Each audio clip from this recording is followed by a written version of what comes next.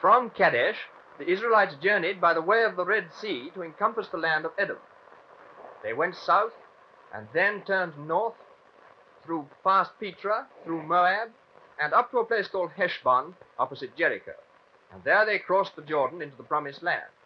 And the shading is supposed to represent the country they are thought to have occupied during the first century or so they were there. You remember that the way distressed the people because it was hard. And from the air we can get a small idea of it.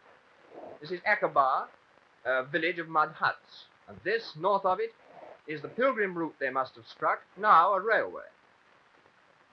It was the bridges of this railway that Colonel Lawrence blew up so assiduously in the Great War. North of that, they came to Petra. Now, there's no doubt there was a civilization at Petra in their time, although these temples were carved out of the red sandstone rock about 1,000 years later. You remember that Petra has been described as the rose-red city, half as old as time. North of that, they would have had their first hazy view of the Promised Land. Hazy because of the chemicals from the Dead Sea, which rise to a great height. And there in the distance are the hills of Judea. And on the east of that sea, on these mountains, Moses died.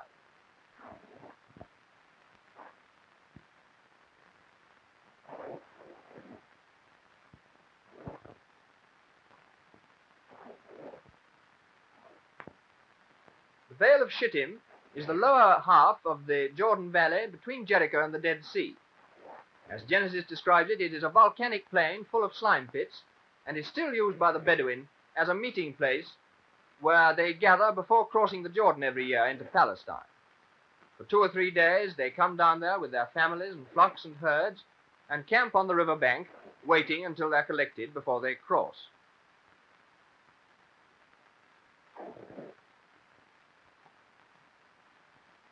Then, the horsemen and the camels going first, they cross over using all the many fords there are in that district.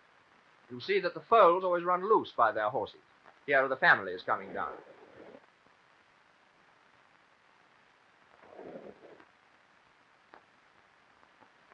Now they're bringing the sheep down to the bank, and in a minute you'll see how they take them across.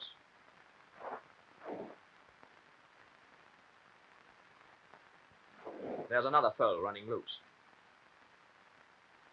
The camels are sometimes a nuisance because at the sight of so much water, they are apt to run amok and have been known to be lost for 3 days or more. All these herds, as a matter of fact, were got across quite safely.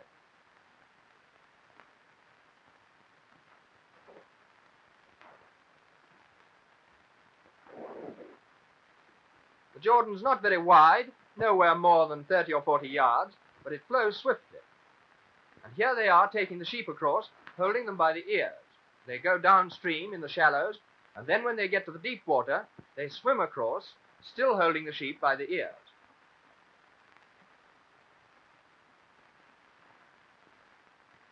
The women and children go across on rafts made of goat skins blown up with air and joined together by poles. There are some Assyrian inscriptions of these rafts, which shows you how old they are. And now the camels are getting towards the other side. It takes 2 or 3 days for a big tribe to cross the Jordan, and the Israelites must have taken much longer, although no doubt the young men armed crossed in a single day.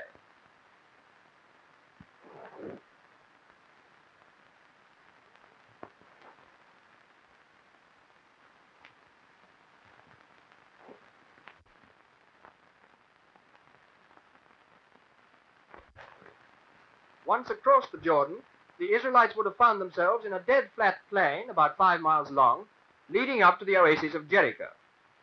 There you can see the oasis, that black streak under the mountains in the right of the picture.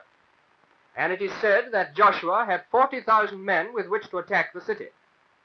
But today, archaeologists believe that Jericho never in its history withstood a siege, and that about this time its walls were destroyed by an earthquake.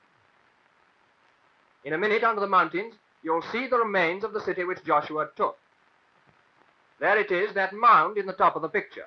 Those are the remains of the walls which were destroyed by an earthquake.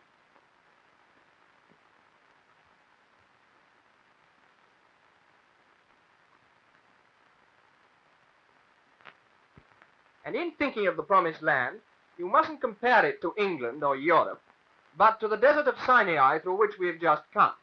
And then perhaps you'll see why it seemed to them a land of milk and honey. And so they began to settle. The camels which they had used for fighting were turned to the plough. And ploughing is another instance of the minute accuracy of the Bible, when it says, "He that putteth his hand to the plough." Because in Palestine, the peasant ploughs with one hand, and in the other holds the goad. You can see the man holding the goad here.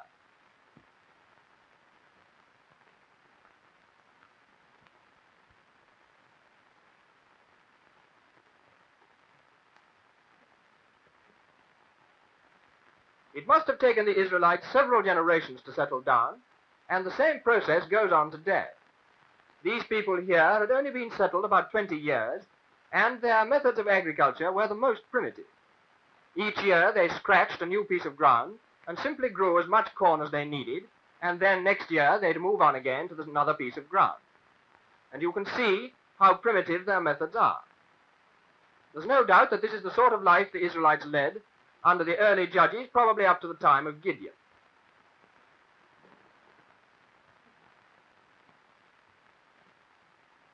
These women are gleaning just as Ruth must have gleaned in the fields of Boaz.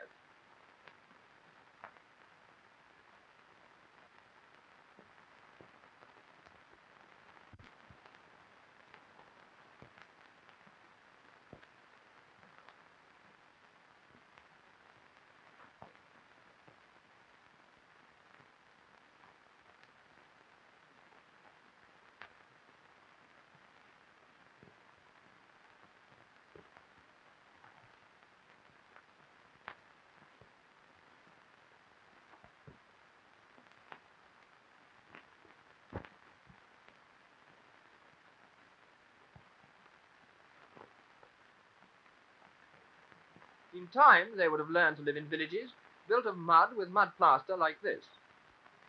The houses inside are very primitive, with no furniture at all, and the mud looks white under the sun.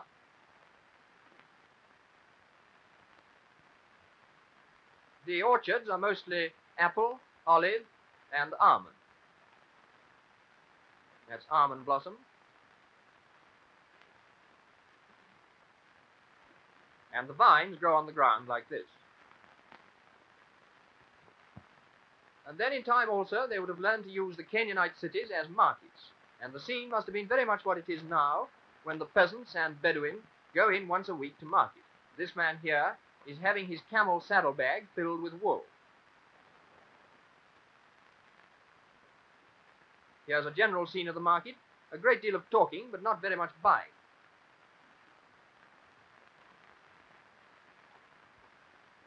The pots haven't changed, notably, in color or size since the time of Abraham. But besides learning to settle, the Israelites had to continue to fight. And the scene of most of their battles is this great plain of Esdraelon, which cuts the country in half. Now try and get the geography of it in your mind. On the left are the mountains of Gilboa.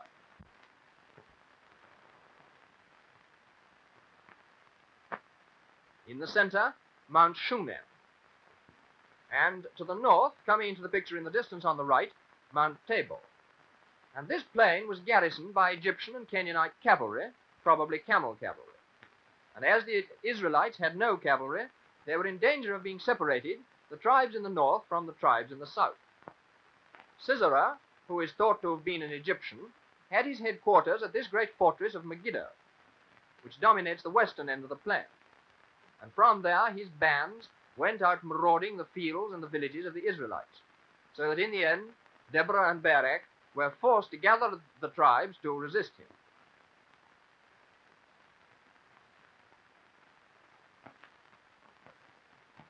And they chose Mount Tabor for their headquarters. And you can see what an impregnable fortress it would have made in time of retreat, and how the steepness of its slopes must have given the impetus of an avalanche to Barak's charge when he made it. From Mount Tabor, he and his men would have watched the army of Sisera sweeping up the valley of the Kishon.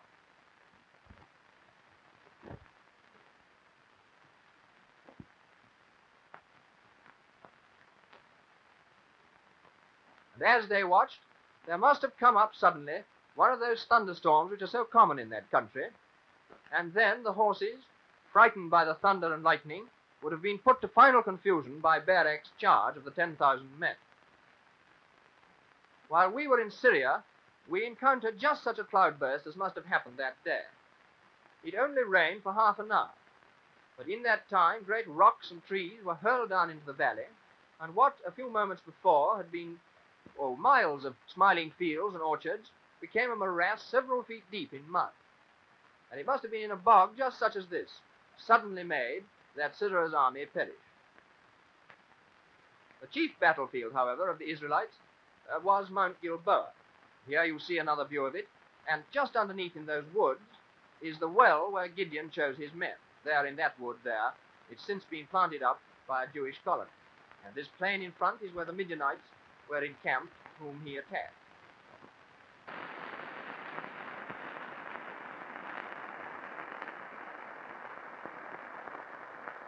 The Philistines confined Saul's kingdom to the mountains in the center of Judea. And once again, it was on Mount Gilboa that Saul met his end. Remember that Saul was defending this mountain, and when you look at the steepness of its slopes, it's very hard to see how he lost that battle. It took David, the shepherd warrior who succeeded him, several years to recover the lost territory. The shepherds in Palestine still all play musical instruments just as David did. And they still use slings, though not to kill giants. They use them to guide their flocks. We were told that they're so accurate that in the recent troubles they were really a nuisance to our aeroplanes when flying low. But David's greatest feat was the capture of Jerusalem and the founding of the kingdom.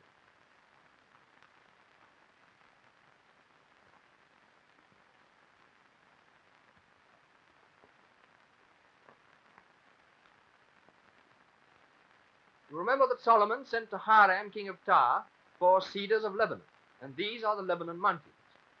The only cedars left there today are the little clump you see in the center of this great Kadesh gorge. Here's a closer view of the clump. There are about 300 trees there now. Few people know how high the Lebanon mountains are. They are over 10,000 feet and, of course, well above the snow line. Here's the other side of the gorge. The trees themselves are now museum pieces, some of them, like this one, 800 or 900 years old, and looked after by an old Maronite priest and a special Syrian keeper. In the center of the clump, too, there's a little Maronite chapel.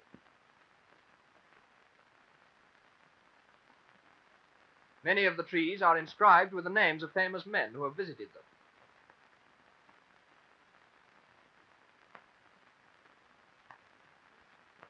Hiram is said to have floated the trees down to the sea by a river, and the river he must have used is the Orontes, which irrigates the great Syrian plain with these old water wheels.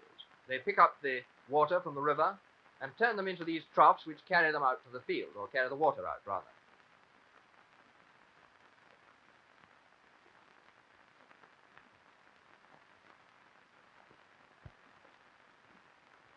The stones are something of a problem. The small stones of the temple, like these now in the foundations of the Jerusalem walls, were no doubt quarried locally, perhaps under the site of the temple itself, and the methods used would have been the same as those used here.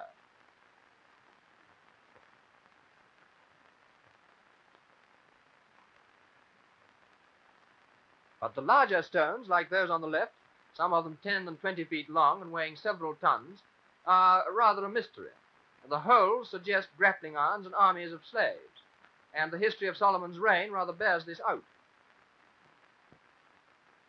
For the temple itself, we are comparing the area, the great square you see here from the air, with the models made by Dr. Schick in Jerusalem. Now, you are looking due south from the northeast corner, and that is the northeast corner in Solomon's models. It was then a terraced sheep market. And here is the southeast corner looking towards the Mount of Olives as it is today.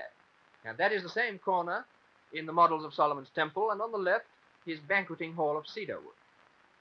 The temple itself faced due east towards the Mount of Olives. And under it, the wall flanked the valley of the Kidron, just as the wall does now, and you must picture the temple standing back in the center behind this wall. There is the wall under the temple in the model of Solomon's temple. There are no buildings as you look at the temple area from over the city now, but if you place in your minds that square opening in the right of the picture, you will also place the next view of the model. Here it is. That is the back view of the Solomon's temple. But the building of the temple ruined the kingdom, and after Solomon's death, it was divided into Israel in the north and Judah in the south.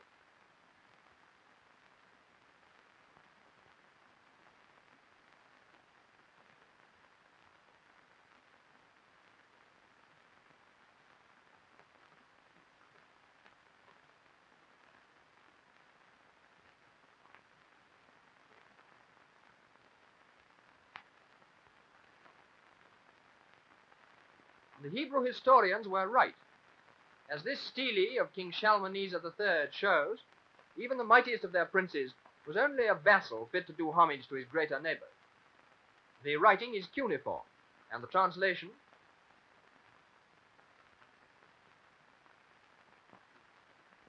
No, the heroes of Hebrew history are not kings, but prophets.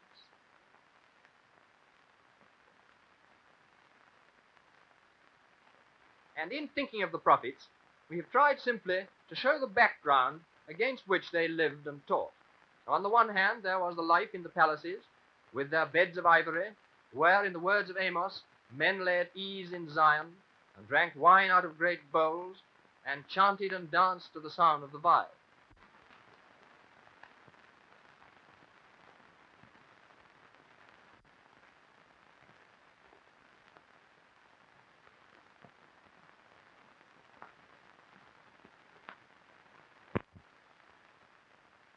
Excavations have shown that the palaces of Ahab's time must have been very much like these great oriental palaces today.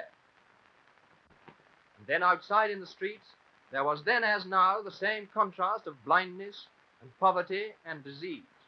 And it was scenes like these that made Amos and Hosea social reformers.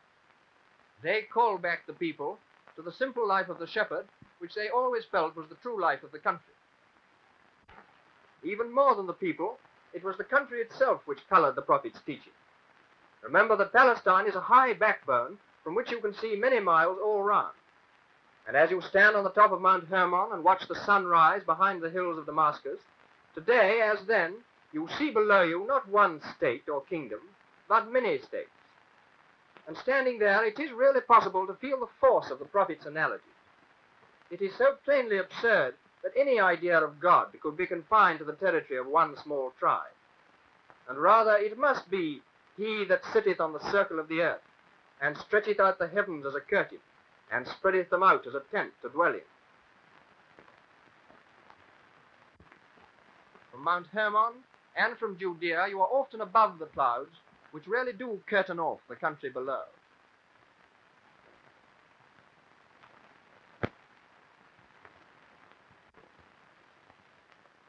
The political extinction of the kingdoms of Israel and Judah was inevitable.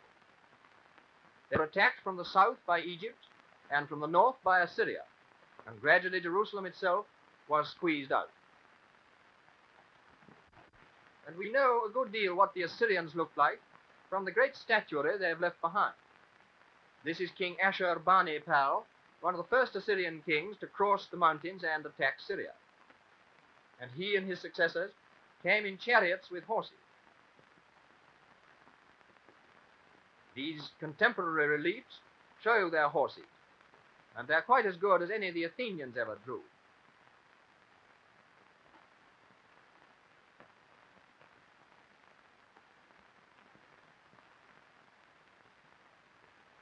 Then in 721, King Sargon captured Samaria, the capital of Israel. All that is left of it now are the remains of a later Roman city, and the Roman amphitheater, which is now an olive orchard.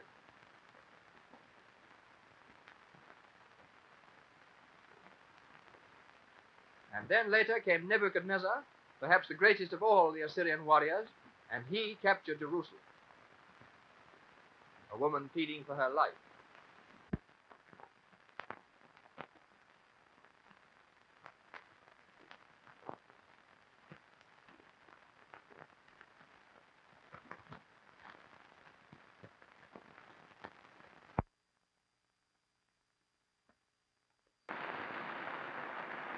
When the Jews under Nehemiah returned to Jerusalem, they found the walls of the city broken down and the gates thereof destroyed with fire.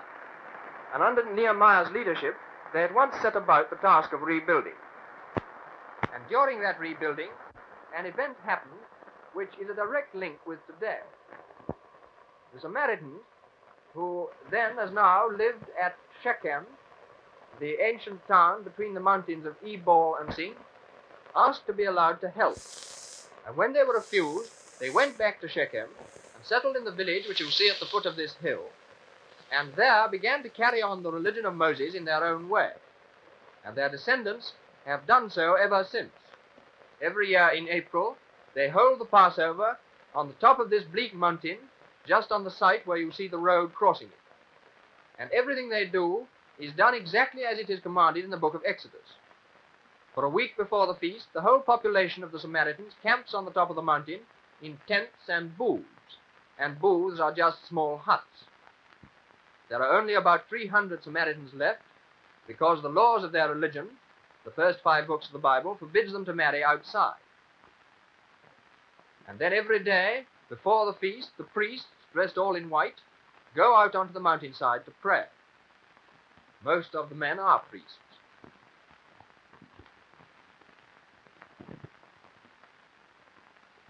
On the eve of the Passover itself, they prepare the scaffolding for the sacrifice. And the sacrifice itself, sheep, are kept in a pen and cleaned specially every day. Pits are dug, this one to burn the parts of the sheep which it is forbidden to eat, and this one to actually cook the sacrifice.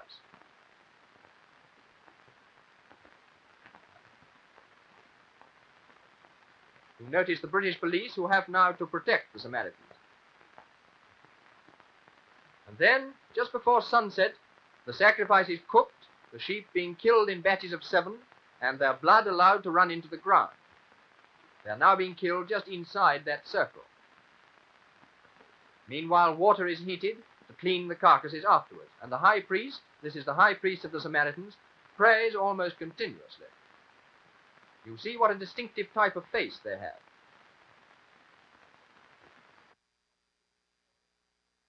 The carcasses themselves are cleaned largely by small boys.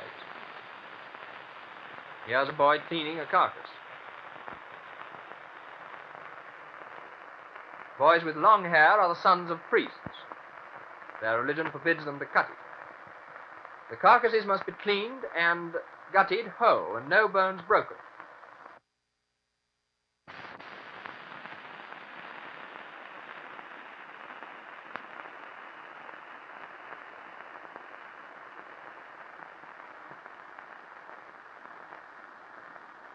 And while the boys hold the trestles, they chant in ancient Hebrew, and the priests themselves cut away the parts which the book of Exodus forbids them to eat.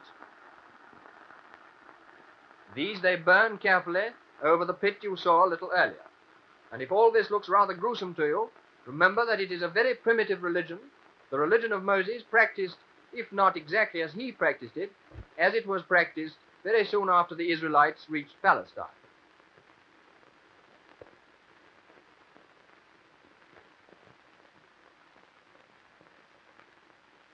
When the carcasses are ready, poles are driven through them to act as spits, and then they are let down into that pit where the fire has been prepared to be cooked.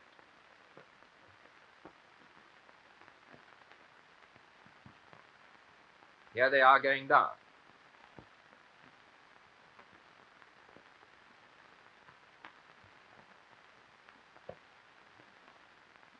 When they are let down, the pit is then covered over with wattles, and the wattles with mud. The mud, of course, to damp the flames, because the sacrifice is cooked by the ashes and not by the flames. You can see the spit sticking up through the mud.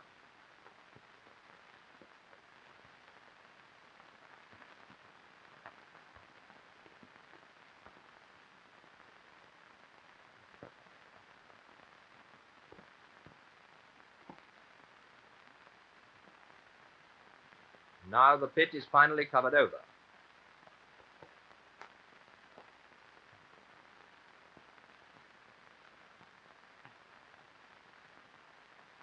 When the sacrifice is cooked, men go down into the pit and hand up the meat in baskets.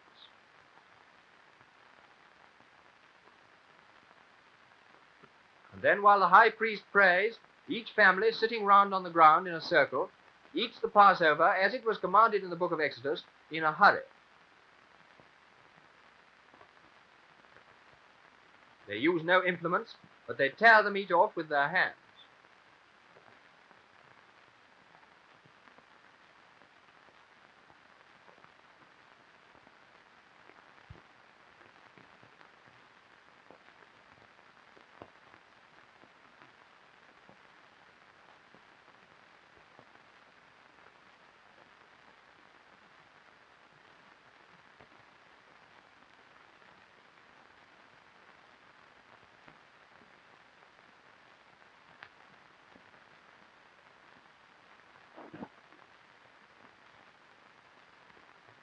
They pray at intervals throughout the 24 hours. And it's a weird sight to see them, especially under a full moon, dressed all in their white, swaying backwards and forwards, their chant rising and falling, rather like a wind.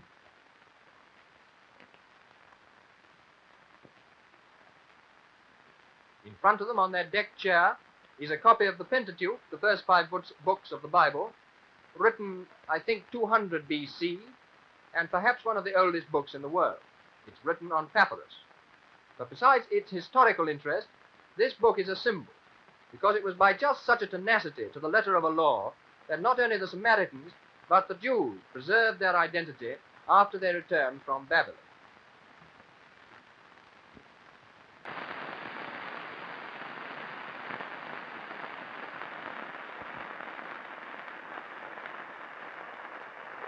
Alexander the Great was only 18 when he crossed the Bosphorus and began his great march of conquest.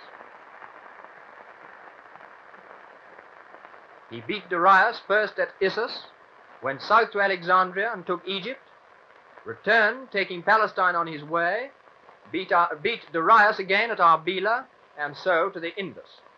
And in the wake of Alexander's army came all the culture of Greece. Remember that to the Jews any graven images of any kind were forbidden.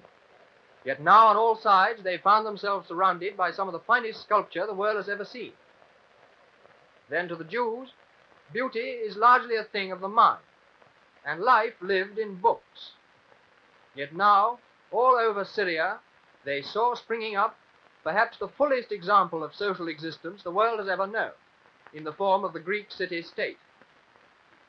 These ruins are actually the ruins of Palmyra, a little north of Palestine, and built a little later than that time.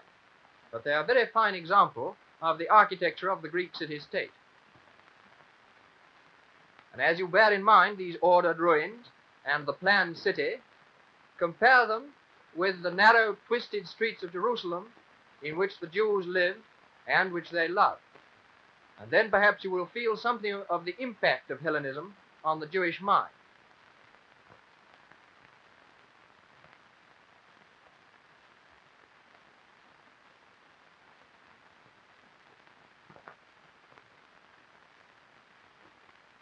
The last kingdom of the Jews was called the Hasmonean or Maccabean kingdom, and was so fanatically religious that even on its coins they would have no graven images, just the gate of the temple on one side and the altar of incense on the other.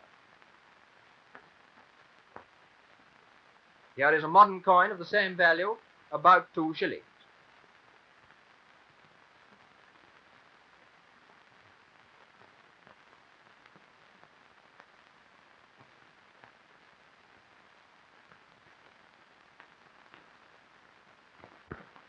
Before Pompey, the Roman Empire was established on both sides of the Mediterranean, and after his campaigns, it encircled the whole sea until Jerusalem and Judea were included. And to give some idea of the might of Rome, we have shown the great temples of Baalbek up in the Lebanon Valley just north of Palestine. Though now these temples are ruins, everything in them is the largest of its size in the world. These are just the foundation stones of those great pillars you saw, and you can tell their size from the man. The pillars above them are 75 feet high, and above them again a cornice 20 feet high. Here is a piece of the cornice on the ground. How stones this size were got up nearly 100 feet, nobody quite knows. Then in the wall outside there are the 3 largest stones in the world. A 4th is still in the quarry, and each of them is the size of an ordinary cricket pitch. Nobody knows how they could move these. What is quite clear is that a people that could build on this scale would not long tolerate the opposition of a little sect like the Jews.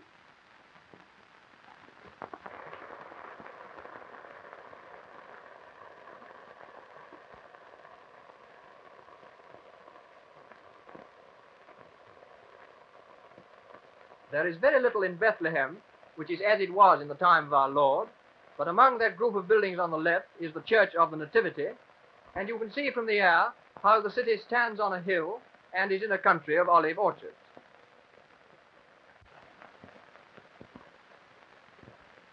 Then we have not tried to portray in any way the life of our Lord, but simply to show some of the circumstances of it which still exist. As you can see, babies in Palestine are still swaddled.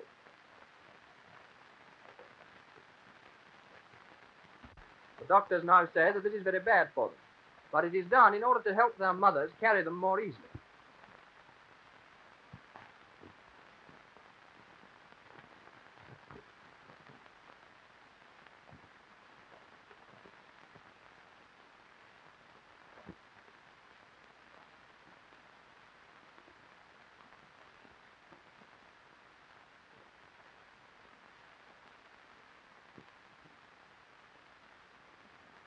Then soon after our Lord was born, his family must have moved from Bethlehem and crossed the mountains of Judea to Nazareth. They would have traveled on donkeys like these people here and used Herod's roads, the lines of which the roads still take. Once over Judea, they would have crossed the plain of Esdraelon and so to the hills of Nazareth. And in Nazareth, Jesus led the boyhood of which we know so little. But from his later teaching and analogies, we can tell some of the scenes he must have witnessed.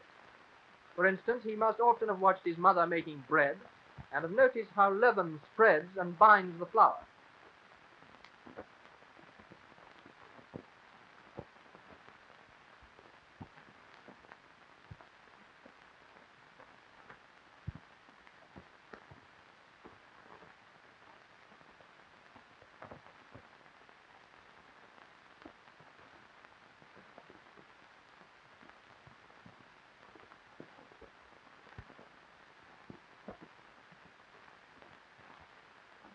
It is not known for certain whether there were schools in the time of our Lord, but there were very soon afterwards. And in any case, from his great knowledge of it, he must have read the law very diligently as a boy.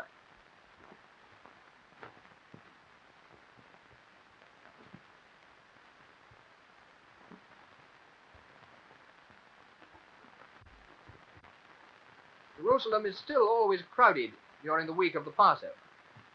This is the street leading down to the temple area. And the temple area itself, although not the same to look at, does cover the same extent. And you can see from the crowd how easy it would have been for a boy to get lost. Today, the imams sit in council rather as the rabbis must have then.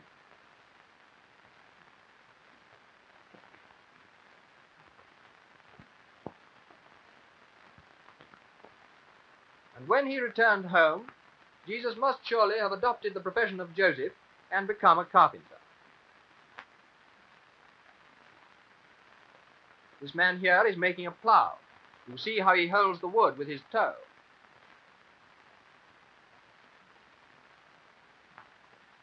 The pattern of the plough hasn't changed in Palestine since before the time of Abraham.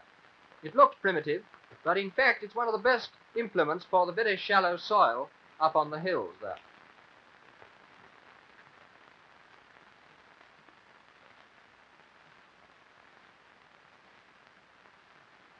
That's the farmer who is having the plough made.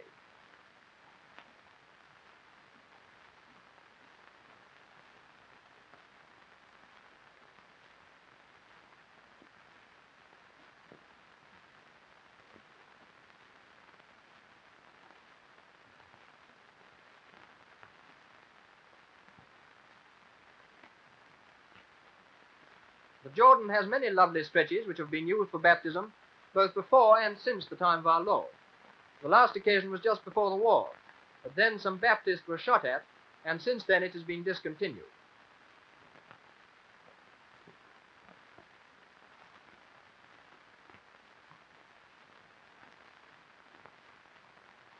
The desert into which he went is known as the Yeshimon, and is one of the fiercest deserts in the world.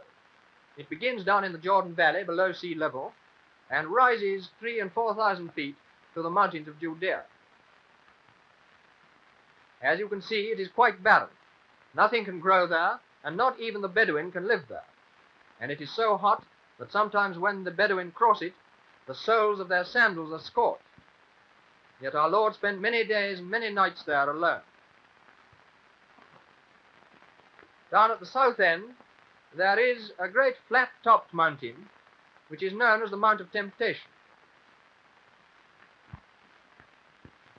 There it is, and it is there that it is thought our Lord renounced the kingdoms of this world.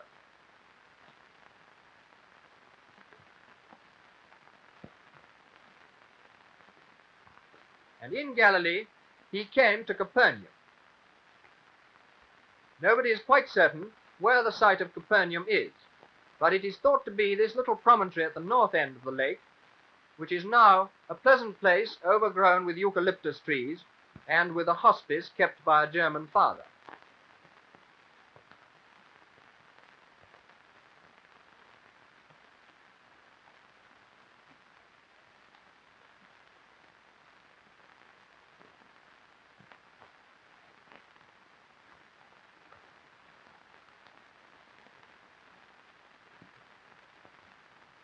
There are three sorts of fishing on the Sea of Galilee.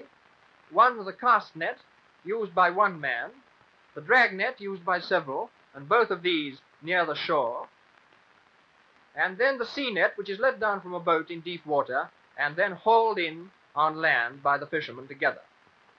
And all these three types of fishing are known to have been in use at the time of our Lord.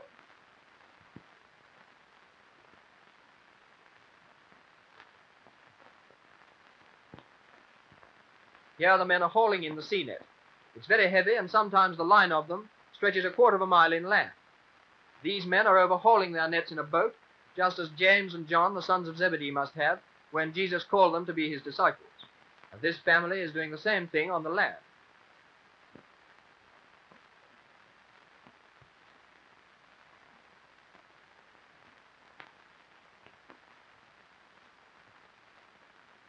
The boats which our Lord used came from the little port of Tiberias, just as they do today. Tiberias is not often mentioned in the Bible, but is a town lying in a hot plain on the southwest corner of the lake. And above it on the skyline, the ruins of Herod's castle still stand.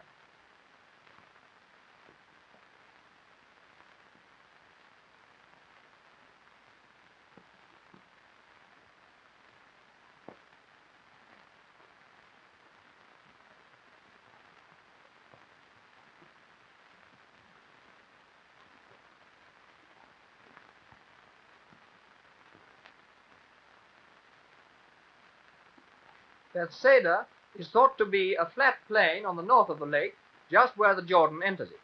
Now it is really only a Bedouin camp, but it may have been the scene of the miracle of the 5,000. From there, Jesus went into the Decapolis, the country of the Greek city-states, and he may easily have visited Jericho, much of which is still standing. The ruts in the road look as if they were made yesterday, and in a minute you'll see the marks of the chariot wheels where they came round the corner. From Jericho he went north again, past Mount Hermon to Caesarea Philippi, and some people think that it was on Mount Hermon that he was transfigured. Caesarea Philippi, now known as Barneas, is a little village at the source of the Jordan at the foot of Mount Hermon, and there this temple to Pan was built just 20 years before our Lord went there. And no doubt he read this Greek inscription. Behind Barneas, the country is mostly lava rock, and it may have been these rocks he had in mind when somewhere near here he turned to St. Peter and said, "On this rock will I found my church."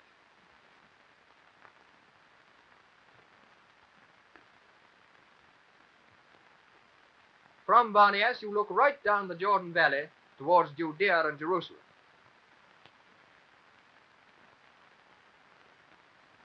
And we know that on his way to Jerusalem, he came again into the plains of Jericho.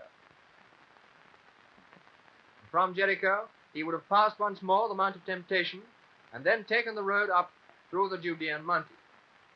Halfway, he would have come to the inn of the Good Samaritan, the only dwelling in 20 miles of desolation, and a dwelling surely with memories for him. From its doors, you see the towers of Jerusalem on the skyline, and so he would have climbed over the back of the Mount of Olives and down the other side to the holy city. And you must picture Solomon's temple, as you saw it in the model, instead of that great mosque. Jerusalem, no doubt, again crowded for the Passover and full of Roman soldiers. But though there are many holy sites there today, scarcely one of them looks as it can have looked when he saw it. Perhaps alone the steps of the Via Dolorosa are as they may have been when he walked up them to the cross. Under the Emperor Titus they rebelled, and Titus captured Jerusalem and commemorated his victory on his triumphal arch at Rome. Then about 50 years later, the Jews rebelled again, and the Emperor Hadrian captured Jerusalem the last time and razed it to the ground so that not one stone was left upon another. Meanwhile, Christianity had become a sect in the Roman Empire and was being persecuted, and the scene of many of the martyrdoms was the Colosseum at Rome. Now you are inside the Colosseum, and in a minute on the ground floor you will see the cages from which the lions were let loose upon the early Christians. There are the cages in the middle. Though the empire began, it was through the great trade routes of the empire that Christianity first spread. This map shows you one of St. Paul's journeys from Antioch. He went north through Asia Minor to Troas, crossed over to Macedonia, to Thessalonica, to Berea, and then went south to Athens and Corinth. And from Corinth he crossed the sea again to Ephesus, and so went back to Caesarea, Jerusalem, and Antioch. And when the Emperor Constantine adopted Christianity as the religion of the empire, churches sprang up everywhere. Great ruins like this, once a vast Byzantine church, but now miles out in the desert from anywhere, give one an impressive idea of the extent of the early church. It is a weird sight to see this beautiful brickwork now surrounded by nothing but a few Bedouin tents, and only the home of hawks and lizards.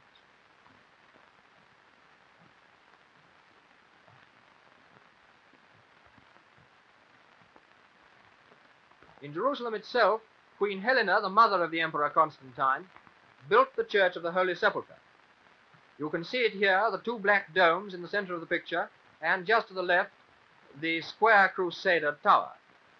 In this closer view, you see the scaffolding which is now shoring up the building because it is thought to be falling down. You also notice how the roof of the church merges with the roof of the city and is built all over the site of the hill, or what is thought to be the site of the hill of Calvary. But more than anything today, the Church of the Holy Sepulchre reflects the divisions which so soon split the early church. Under this great rotunda, or dome, 5 different churches hold 5 different services in their 5 different languages at the same time. And they all own separate sections of this dome. Each pillar is owned by a different church. And unfortunately, there have been many disputes as to the rights of property here. The haze is the haze of incense, which sometimes is so thick it makes it impossible to see across. And on the left, the tomb itself is coming into the picture, fronted by great candles. The services you see are the great Easter ceremonies filmed for the first time in the history. This is the Latin Mass in front of the Holy Tomb itself. The Latins in Jerusalem are, of course, the Roman Catholics. Here is the Latin Patriarch.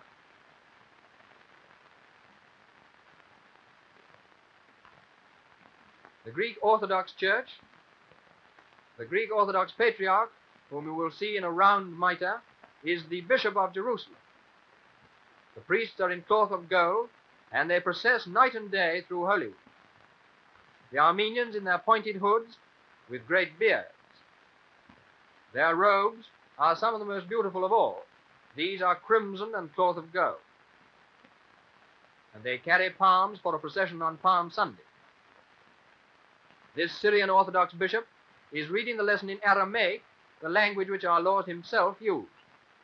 And these are the Copts, the successors of the ancient church of Egypt, entering the tomb. You notice the great candles flanking the door. These 5 churches hold their ceremonies inside the Church of the Holy Sepulchre. Outside on the roof and at night, the Abyssinian church is allowed to hold its own services. And these perhaps are the most picturesque of all. To the syncopated beat of the African drum, umbrellas of state once used at Addis Ababa are carried round and round the roof of the rotunda, while the priests themselves search symbolically for the body of our Lord. And the abbot follows in a mitre of solid gold. Yet it was just the divisions which produced these several churches, which also, in about the 7th century, provoked the reaction of Islam.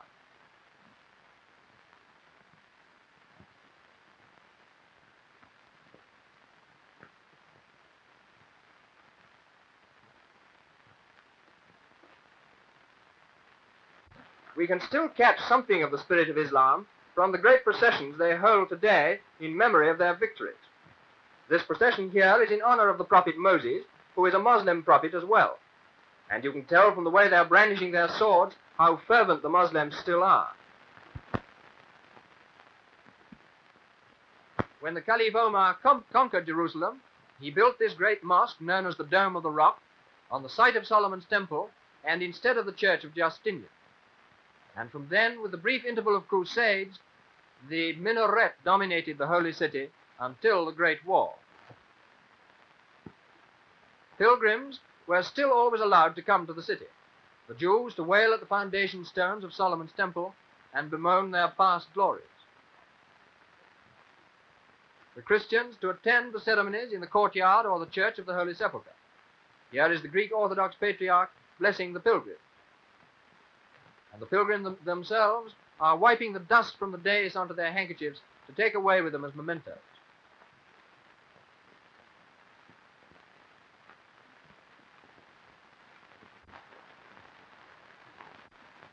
The castle of Shobek, 50 miles south of the Dead Sea, and built on the top of a barren mountain.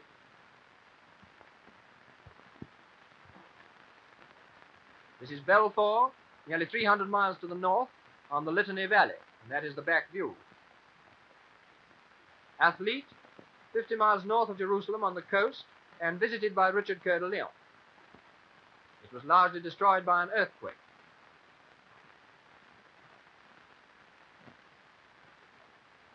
And this castle we have been unable to identify, but it is miles away from anywhere in the desert, and today I think visited only by aeroplane.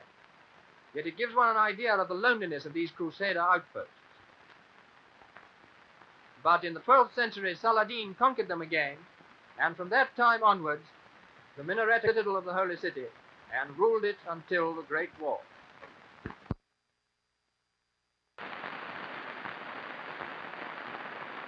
Allenby's army followed the route of the ancient Egyptians up the plains from Gaza.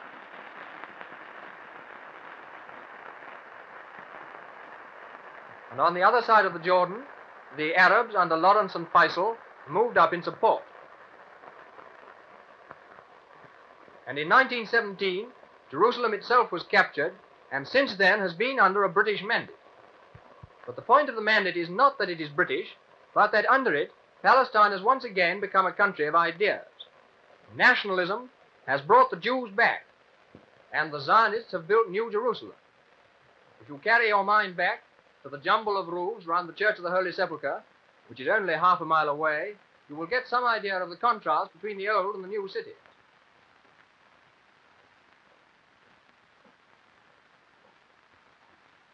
This is a typical Zionist house just going up. And these are typical Zionists. Queen Mary Avenue.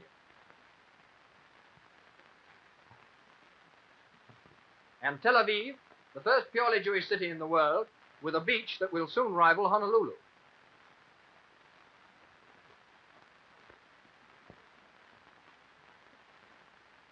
Under the same impulse of nationalism, the Arabs too have made great strides since the war. With British tuition, in the plains they are learning to use modern methods of agriculture.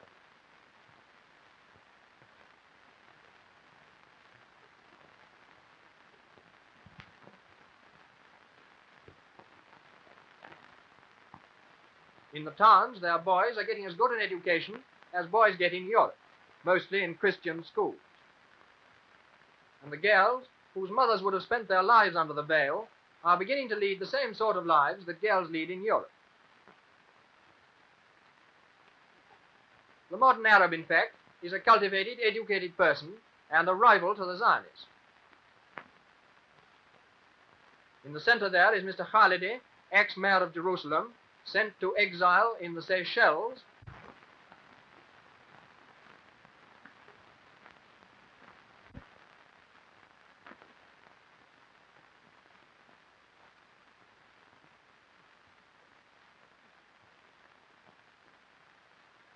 This colony is called Nahalal and is built on the spot where Deborah and Barak fought Sisera.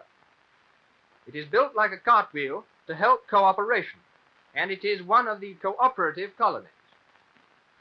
In it, every farmer owns his own backyard and does all his manual and domestic labor for himself.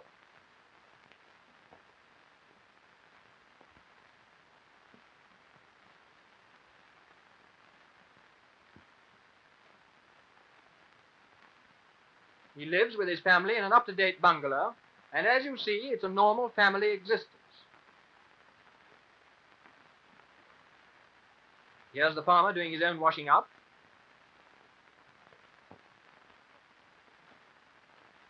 And this is his wife.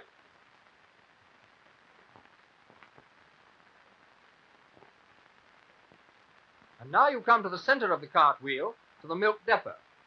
And here, after it has been weighed and tested for quality, the farmer says goodbye to his milk, which is then taken over by a central organization which does all the communal buying and selling. That is where the cooperation comes in. It's the domestic and manual labor that is done by the farmer and his family. Now, in contrast, here is a communal colony built with a palisade because of troubles with the Arabs. This palisade was built in a single day. Inside, the colonists begin in straw houses or in tents, and they own absolutely nothing themselves, not even money.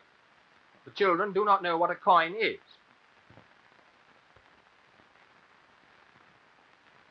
In the more advanced or older communal colonies, a very high standard of living has been achieved. This one is called Giva, and here are the children's buildings. From the first week of their lives, all the children are brought up in the same building and looked after by 7 or 8 of their mothers in turn. The children's night nursery.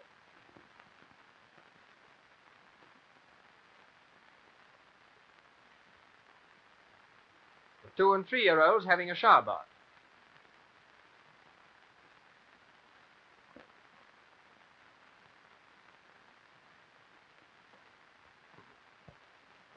The day nursery.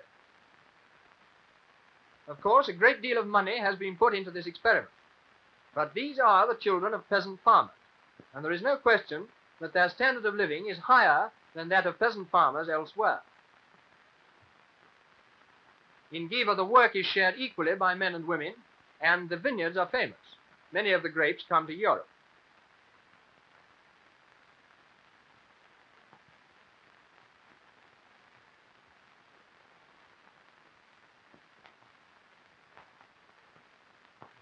In contrast to the family meal you saw in the last colony, this is the communal dining room, which includes many types for all its meals. Everybody meals together. And work is arranged by a committee, and nobody necessarily knows what he will be doing from one day to the next. Instead of the farmer's wife washing up, here is the communal laundry.